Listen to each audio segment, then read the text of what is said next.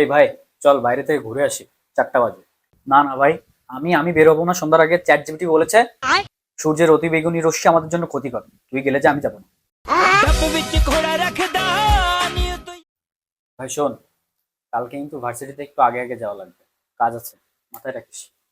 না ভাই না, চ্যাট জিপিটি বলেছে ক্লাস শুরু হওয়ার সর্বোচ্চ 30 মিনিট আগে যেতে। আমি সেখানে না হয় না যাবো না, তাও যাবো না, যা। বলছি ভাই, আমার সেই চাবিটা দেখছিস? কোথায় রেখেছি খুঁজে পাচ্ছি না।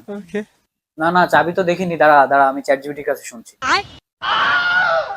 বন্ধু, কিছু টাকা ধার দে তো, বেতন পেলে দিয়ে দেবো, বিশ্বাস কর। अच्छा। টাকা? আরে বন্ধু, টাকা তো আমি তোকে সবসময় ধার দিই, কিন্তু চ্যাট জিপিটি কাল কি বললো জানিস? যাকে তাকে বিশ্বাস না করতে। আমি ভাই আর দিতে পারবো না। বন্ধু,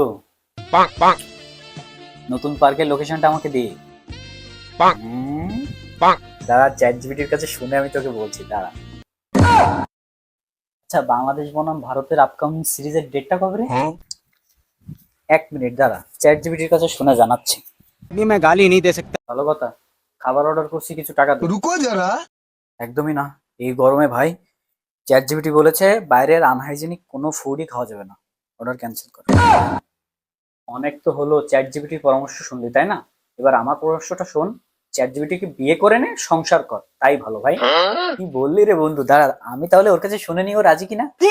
डब विच घोड़ा रखदा नी तो यार तेरा काले वर्गा